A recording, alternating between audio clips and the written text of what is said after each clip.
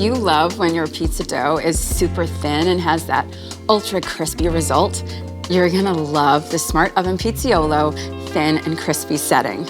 And you can achieve it in just 6 minutes. Before we make our barbecue chicken thin and crispy pizza, let's preheat the oven. First, we need to insert the pizza stone into the oven cavity.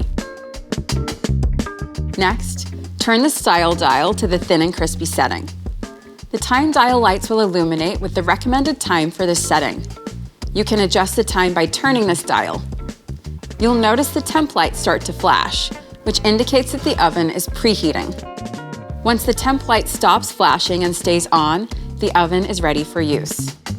Be sure to spread the toppings and sauce right to the edge. Now, we'll use the pizza peel to place the pizza directly on the pizza stone, but don't use the peel if you're using the pizza pan. Now, press the time dial to start the countdown timer. A handy tip when cooking any type of pizza is to make sure that your oven is preheated before placing the pizza into the oven.